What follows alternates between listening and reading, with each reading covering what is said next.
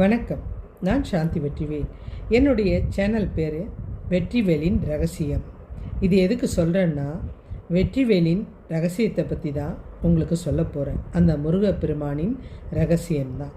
முருகனுடைய கதை எல்லாருமே கேட்டிருப்பீங்க, படிச்சிருப்பீங்க, சொல்லியிருப்பாங்க, எல்லாமே இருக்கும். ஆனால் நான் சொல்ல போகிற கதை இது வரைக்கும் கேட்காத மாதிரி இருக்கும். உங்களுக்கு இது பிரமிப்பாகவும் இருக்கும். முருகனுடைய முற்பிறப்பு கதையை தான் பார்க்க போகிறோம். அவர் என்ன இருந்தார், எப்படி இருந்தார், யார்கிட்ட இருந்தார், யாருடைய மகனாக இருந்தார், இதை தான் பார்க்க போகிறோம். உலகம் தொடங்கி பிரம்மாவுக்கு படைப்பு தொழிலை கொடுத்துட்டாங்க. முதல்ல படைக்கும் உயிர் எப்படி இருக்கணும், என்ன செய்யணும், என்னெல்லாம் அதுக்கு தகுதி கொடுக்கணும் அப்படின்னு பல சிந்தனைகளோட 4 விதமான குழந்தைகளை அவர் மனசில் உருவாக்கிட்டார். அந்த குழந்தைகள் பிறக்கும்போதே பிரம்மா படைச்சதுனால பிரம்ம ஞானியாக இருந்தாங்க. அதுலேயும் உங்கள் கண்ணு தேடுறது தெரியுது முருகன் எங்கன்னு. அதை பற்றி தான் சொல்ல போகிறேன். முதல் குழந்தை ரொம்ப விசேஷமானது. இவங்க அத்தனை பேரும் பிரம்மாவின் மனசில் தோணுனதுனால மானசீக புத்திரர்கள் அப்படின்னு சொல்லுவாங்க. இந்த குழந்தைங்க பேர் சனத்குமாரர்கள் அப்படின்னு மொத்தமாக அழைப்பாங்க. அவங்க ஞானிங்க, உள்ளமும் புறமும் ஒன்று தான் அப்படின்னு சதா சர்வகாலம் நினச்சிட்ருப்பாங்க. இப்படிப்பட்டவங்களுக்கு எது மேலேயும் ஆசையும் கோபமும் வெறுப்பும் பற்றுதலும் இல்லாமல் அவங்களுக்கு அத்தனையும் ஒன்றா தான் தெரியும். இவங்களுடைய பேர் சனகன், சனானந்தன், சனாதனன், நம்மளுடைய சனத்குமாரர். குழந்தைகள் உடல் கிடையாது, வெறும் ஆத்மாவாக மட்டும்தான் இருந்தாங்க. இந்த 4 பேரும் ஒவ்வொரு இடத்துல உட்காந்து அப்படியே தியானம் செய்ய ஆரம்பித்தாங்க. எப்போவுமே நம்ம ஒரு தொழிலை கற்றுக்கிட்டோம்னா, அந்த மருத்துவ வேலையோ இன்ஜினியரோ எந்த ஒரு தொழிலை கற்றுக்கிறோமோ முதல் செய்கிற அந்த ப்ராஜெக்டு நிச்சயமாக நம்மளுடைய எஃபெக்ட் எல்லாம் போட்டு சிறப்பாக எல்லாரும் மூக்கு மேலே விரல வைக்கிற அளவுக்கு செஞ்சுருப்போம். அதுபோல தான் இந்த முதல் குழந்தையும் அவ்வளோ சிறப்பாக செஞ்சிட்ருக்காரு. இந்த சனத்குமாரருக்கு அதிகப்படியான ஞானன்றதுனால குழந்தை தியானத்தில் இருக்குது. இருந்தாலும் அதனுடைய மனசில் ஏதோ ஒரு போராட்டம் தோன்றி மறையுது. அது உடனே தன்னுடைய தந்தையான பிரம்மாவுக்கு எதிர்க்க வந்து உட்காருது. தந்தையே, என்னால் நிம்மதியாக தியானம் செய்ய முடியல. எனக்கு ஏதோ ஒரு கனவு வந்து போகுது. ஏதோ கனவுன்னு சொன்னால் அது ஒரு போன ஜென்மத்து பிரச்சனையாக இருக்கும் அப்படின்னு பிரம்மா சொல்கிறாரு. அது எப்படி, இதானே என்னுடைய முதல் ஜென்மம் அப்படின்னு அந்த குழந்தை கேட்குது. நான் நினைக்கிறேன் வரப்போகிற பிறவியில் கூட ஏதாவது நடக்கலாம் அப்படின்னு பிரம்மா சொன்னார். இப்போ தெரியறது இனி நடக்க போகிறதா இருக்கலாம், இல்லை இதுக்கு முன்னாடி நடந்ததாக இருக்கலாம். நான் உனக்கு என்னெல்லாம் சக்தி கொடுத்துருக்கேன்றது எனக்கு தெரியலப்பா அப்படின்றாரு. சரி, உனக்கு என்ன கனவு தான் வந்துச்சு, அதை சொல்லு அப்படின்னார். இல்லை தந்தையே, எனக்கு அசுரர்களை நான் தேவர்களின் சேனாதிபதியாக நின்று போரிடுறது போல கனவு வருது. அதனால தான் எனக்கு புரியல. ஏன்னா எனக்கு யாரையும் தாக்கக்கூடிய எண்ணம் கிடையாது. இது எப்படி எனக்கு வருது? அதை கேட்ட பிரம்மா சொல்கிறாரு, இனி வரப்போகிற ஏதோ ஒரு ஜென்மத்தில் நீ அசுரர்களை எதிர்க்க போகிற, அது கூட உனக்கு முன்கூட்டி தெரிஞ்சிருக்கலாம் அப்படின்னு சொன்னதும் அந்த குழந்தை அதை பற்றியும் யோசிக்காமல் திரும்பவும் போய் தியானத்தில் உட்காந்துருச்சு. பிரம்மாவுடைய 4 குழந்தைகளையும் கூப்பிடுறாரு. இந்த பார்ப்பா, உங்களுக்கு நான் எப்படி படைச்சிருக்கேன்றது கிடையாது, என்னுடைய மொத்த ஆற்றலும் அதில் தான் இருக்குது, உங்கள் 4 பேர்கிட்ட தான். அதனால் நடக்க போகிறதும் வரலாம், நடக்காததும் வரலாம், இல்லை உங்கள் எண்ணத்தில் உருவானது இனி புதுசாக உருவாகியும் வரலாம். அதனால் அதெல்லாம் விட்டுடுங்க. நான் உங்களை எதுக்கு படைச்சேன்றதை மாத்திரம் சொல்கிறேன், அதை தெரிஞ்சுங்க. என்னுடைய படைப்பு தொழிலை நீங்கள் செய்யணும், உலகத்தை விரிவாக்கணும், அதுக்கு உங்களுடைய சேவை எனக்கு தேவைப்படுது அப்படின்னாரு. 4 பேரும் அதுக்கு ஒத்துக்கலை. எங்களால் இந்த செயலை செய்ய முடியாது, நாங்கள் முற்றும் திறந்தவர்கள், எல்லாம் தெரிஞ்சவங்க, எங்களுக்கு ஆசை வெறுப்பு எதுவுமே கிடையாதுங்க, நாங்கள் நிம்மதியாக தியானம் செய்யணும். அதுதான் எங்களுக்கு தேவையாக இருக்குது. இந்த உலகத்தில் எங்களுக்கு தேவைன்னு எதுவுமே கிடையாது. எங்களுக்கு ஆசை துன்பம் எதுவுமே இல்லை, எல்லாமே ஒன்று தான் அப்படின்னு நினைக்கக்கூடிய ஒரு குழந்தை பருவத்தை எங்களுக்கு நீங்கள் தயவுசெய்து கொடுத்துருங்க. அதுதான் எந்தவித சிந்தனையும் இல்லாமல் ஒரே நினைவோட அமைதியாக மகிழ்ச்சியாக இருக்க வைக்கும் அப்படின்னு சொன்னவொடனே பிரம்மாவுக்கு கோபம் வந்தது. இருந்தாலும் குழந்தைங்க விருப்பத்தை நிறைவேற்றி நிரந்தர குழந்தைகளாக அந்த 4 பேரையும் 4 ஆத்மாவையும் உருவாக்கிட்டார். அதுக்கு பிறகு அவரே படைக்கிற தொழிலை செஞ்சிட்டார். இந்த பிரம்மலோகத்தில் நடந்த விஷயம் யாருக்கும் தெரியாது இல்லைங்க. சிவனுக்கு ஞானத்து வழியாக அவருடைய சிந்தனைக்கு போச்சு. ஆமாம், பிரம்மலோகத்தில் நடந்த விஷயம் ஈசனுக்கு எப்படி போகும்? அவருக்கு ஆத்மாவோட மொழி அத்தனையும் தெரியும். அதனால தான் நம்ம இறந்ததும் யாரும் நம்ம கூட வரலன்னா கூட நமக்காக சுடுகாட்டில் ஈசன் காத்துக்கிட்டு இருப்பார். ஆத்மாவை அமைதிப்படுத்த அவரால் மட்டும்தாங்க முடியும். அவர் அப்போவே நினச்சிட்டாரு, அந்த குழந்தை அது ஏதோ நினச்சிருக்கு, அதை போய் பார்க்கணும். அது ரொம்ப சிறந்த குழந்தையாக இருக்குது. அதை பற்றி கேள்விப்பட அவருக்கு ஆசை அதிகமாச்சு. அந்த குழந்தைய பார்க்கறதுக்கு கிளம்புறாரு. பார்வதி தேவிக்கும் அந்த ஆசை இருந்தது. பிரபு எங்கே போகிறீங்க அப்படின்னு கேட்குறாங்க. நான் சனத்குமாரர்களை பார்க்க போகிறேன். அந்த குழந்தையோட கனவை நிறைவேற்ற போகிறேன். அது கண்டது கனவாக இருந்தாலும் அந்த நினைப்பை மாற்றிடக்கூடாது. அதனால தான் சில நேரங்களில் குழந்தைகிட்ட நம்ம கொடுக்குற வாக்கை நிறைவேற்றணும். அப்போ தான் அந்த குழந்தைங்களுக்கு வாழ ஆசையாக இருக்கும். நம்ம நினைக்கிறது நடக்கும் அப்படின்ற நம்பிக்கை வரும் அப்படின்னு அவர் அதை பார்க்க போகிறேன் அப்படின்றார். இந்த அம்மாவும் நானும் வரேங்க பிரம்மலோகத்துக்கு அப்படின்னு தேவியும் கூட கிளம்பிட்டாங்க. அவர் அங்கே போய் நின்னதுமே 3 குழந்தைங்களும் உடனே எழுந்து வந்து ஈசனை வணங்குச்சு. இந்த சனத்குமாரர் மட்டும் தியானத்தில் உட்கார்ந்துருந்தார். ஈசன் வந்ததும் தெரியாது, அவர் எதையும் பார்க்கல. இவரே தான் சொல்கிறாரு, நான் ஈசன் வந்திருக்கேன் அப்படின்னார்.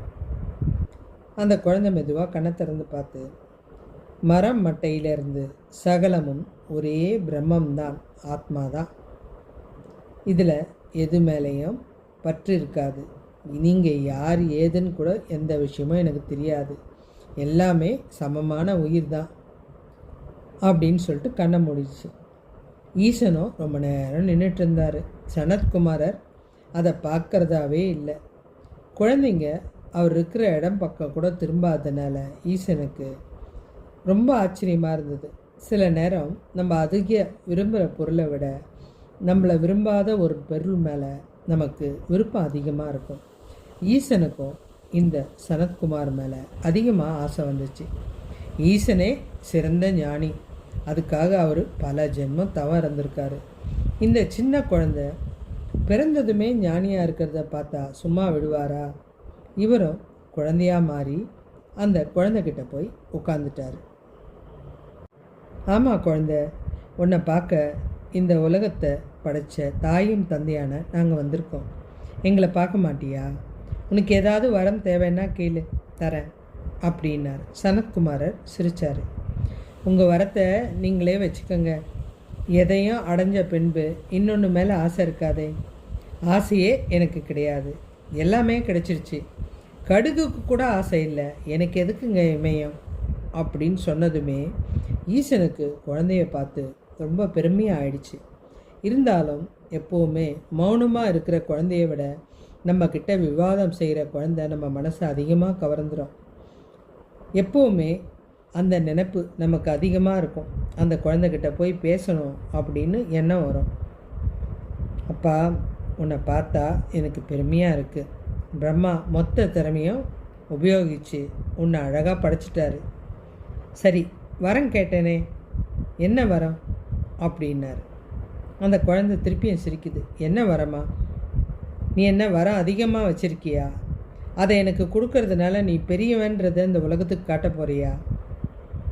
உங்ககிட்ட எனக்கு எந்த தேவையும் கிடையாது, எதுவும் எனக்கு தேவையும் இல்லை. இதில் நான் எங்கேருந்து வரம் கேட்குறது? எனக்கு வேணாம் அப்படின்னுது. இவரும் விடுறதா இல்லை. நான் வந்தால் வரம் கொடுக்காம போக மாட்டேன். எனக்கு உன்னை பற்றி எந்த விஷயமும் தெரியாது, நீ கிளம்பலாம் அப்படின்னாரு. இப்போது ஈசனுக்கு ஆசை வந்து அவரே அவர்கிட்ட தயங்கி போய், இதை பாரு, நீ என்கிட்ட வரம் கேட்க வேணாம், நானே உங்ககிட்ட வரம் கேட்குறேன். இந்த ஜென்மாவில் நீ பிரம்மாவுடைய மகனாக பிறந்திருக்கலாம், அடுத்த ஜென்மத்தில் நீ என்னுடைய மகனாக பிறக்கணும். பேசும்போது வார்த்தை ரொம்ப அழகாக இருக்கும். ஏன்னா அது நமக்கு அடிமையாக இருக்கிறதுனால எப்படி வேணாலும் பேச வைக்கும்.